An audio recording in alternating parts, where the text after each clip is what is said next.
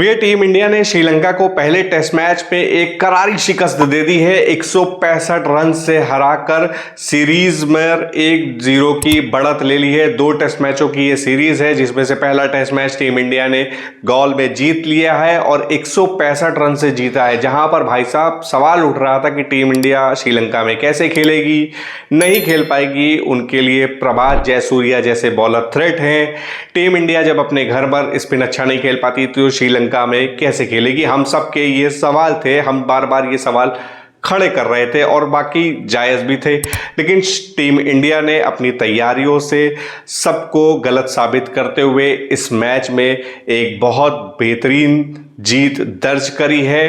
2 मैचों की test series में गॉल का पहला किला जो है फतह कर लिया है और 1-0 से फिलहाल टीम इंडिया इस सीरीज को लीड कर रही है। बहुत ज़्यादा इस पिच के बारे में, इस ग्राउंड के बारे में बताया जा रहा था। श्रीलंकन टीम ने चेतावनी दी थी, प्रभात जयसूर्या को थ्रेट बताया था।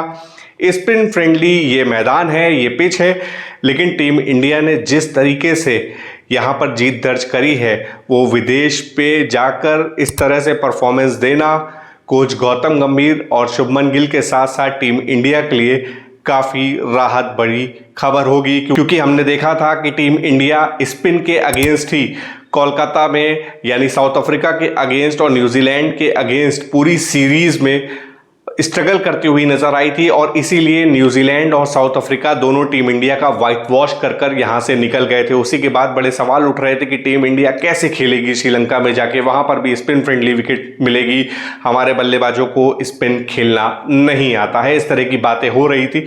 लेकिन टीम इंडिया ने सारी बातों को दरकरार किया, प्रैक्टिस करी, वार्म अप मैच खेला, अपनी जो कमियां थी उनको मजबूत किया और ज़बरदस्त तरीके से इस मैच को 165 रनों से जीत लिया। और इसमें मेरे लिए अगर सबसे बड़ा की रोल किसी ने अदा किया है बल्लेबाजी में तो देवदत्त पडिक्कल। वो 167 रनों की सिर्फ पारी ही नहीं थी, उसने एक नींव रख दी थी भारत के जीत की। जी हाँ, और एक सबसे बड़ा सरदर्द था कि साई सुदर्शन नंबर 3 पर नहीं है तो कौन होगा, और क्या साई सुदर्शन की तरह देवदत्त पडिक्कल वहां पर निभा पाएंगे वो पारी, वो इनिंग, क्योंकि नंबर 3 टीम इंडिया के लिए बहुत ज़्यादा, जब से चेतेश्वर पुजारा गए हैं तब से बहुत ज़्यादा सरदर्द बना हुआ है। कोई ऐसा प्लेयर नहीं मिल रहा जो उस भूमिका को निभा सके, उस जगह को भर सके। लेकिन देवदत्त पडिक्कल ने कहा कि मैं करके दिखाऊंगा और मौका मिला। 167 रन की ज़बरदस्त इनिंग देवदत्त पडिक्कल ने खेली और लगभग टीम इंडिया की अब वो टेंशन को दूर कर दिया है। एक नई टेंशन भले ही पैदा कर दी है कि साई सुदर्शन जब आएंगे तो देवदत्त पडिक्कल कहाँ जाएंगे या साई सुदर्शन कहाँ जाएंगे, जिनको अभी तक नंबर 3 पर माना जा रहा था। लेकिन मेरी मानिए, देवदत्त पडिक्कल ने जिस तरह से स्पिन फ्रेंडली विकेट पर स्पिन को खेला है, फ्रंट फुट पे आके, बैक फुट पे आके अपनी टेक्निक से श्रीलंकन बॉलर्स को टैकल किया है, उसने ये बताया है कि नंबर 3 के मजबूत दावेदार 167 रन की इस पारी के साथ देवदत्त पडिक्कल ही हैं। देवदत्त पडिक्कल की 167 रन की पारी और केएल राहुल की 82 रन की पारी की बदौलत टीम इंडिया ने एक बड़ा स्कोर इस स्पिन फ्रेंडली विकेट पर लगाया, 462 रन का।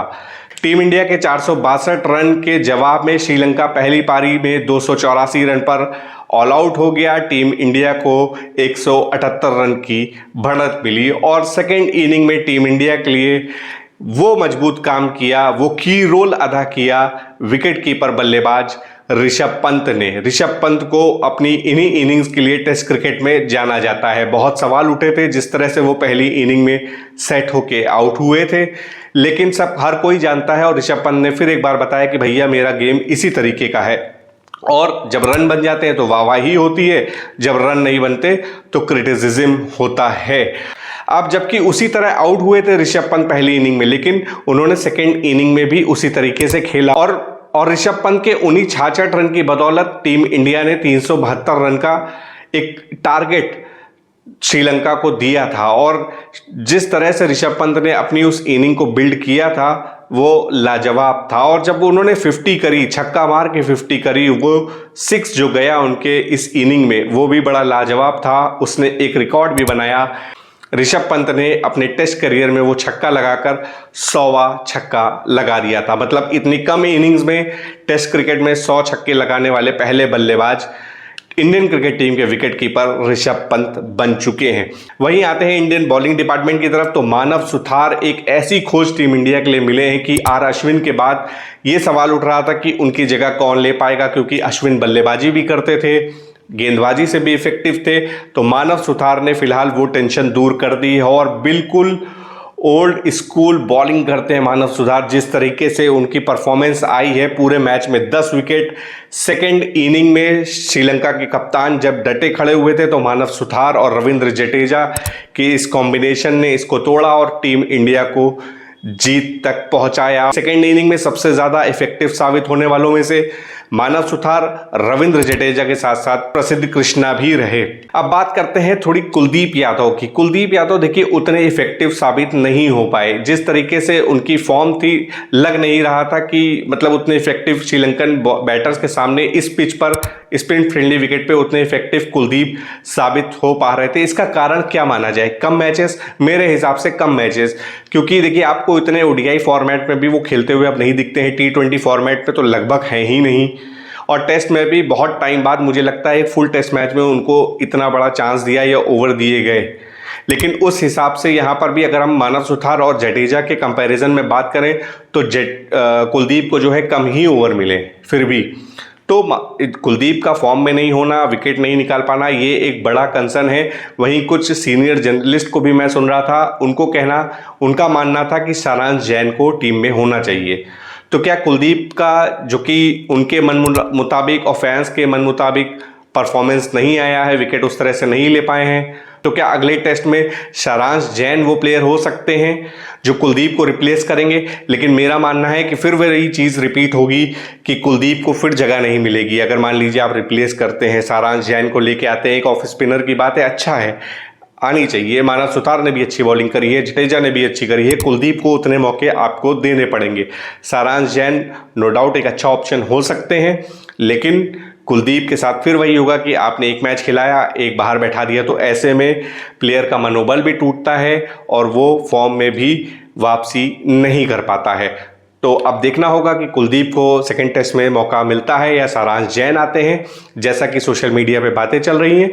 वहीं दूसरा बात, अगर दूसरे चेंज की करें तो सरफराज और जुरेल में देखिए मुझे लगता है विनिंग कॉम्बिनेशन के साथ ही टीम इंडिया जाना चाहेगी। लेकिन अगर आप बात कर रहे हैं जुरेल और सरफराज की, तो एक ही कंसर्न हो सकता है कि जुरेल के पैर में चोट लगी, 4th डे पे बॉल उनके एंकल में लगी थी, तो अगर सेकेंड टेस्ट से पहले वो ठीक नहीं हुए तब सरफराज को मौका मिल सकता है, अदरवाइज जुरेल ही खेलते हुए हमको दिखाई देंगे। बहरहाल टीम इंडिया ने जिस तरह से जीत दर्ज करी वो काबिले तारीफ है। 165 रन की जबरदस्त जीत, 2 मैचों की टेस्ट सीरीज में 1-0 से बढ़त, गाल का किला फतह कर लिया है। वर्ल्ड टेस्ट चैंपियनशिप के हिसाब से भी ये मैच जीतना टीम इंडिया के लिए बहुत ज़रूरी था। उम्मीदें अभी भी जगी हुई हैं और अब हम उम्मीद करेंगे कि टीम इंडिया दूसरा टेस्ट मैच भी जीते, यहाँ से वाइट वॉश करके निकले, क्योंकि बहुत टाइम बाद टीम इंडिया टेस्ट में इतना अच्छा परफॉर्म करती हुई दिखाई दी है। फिलहाल टीम इंडिया की जीत को लेकर आपका क्या कहना है, और जो मैंने कुलदीप वाले पॉइंट और सरफराज वाले पॉइंट बोले, सारांश जैन वाले पॉइंट बोले, उस पर आपका क्या कहना है कमेंट सेक्शन में ज़रूर बताएं। इस वीडियो में फिलहाल इतना ही। वीडियो को लाइक कर दीजिए, चैनल को सब्सक्राइब कर दीजिए। बहुत बहुत धन्यवाद।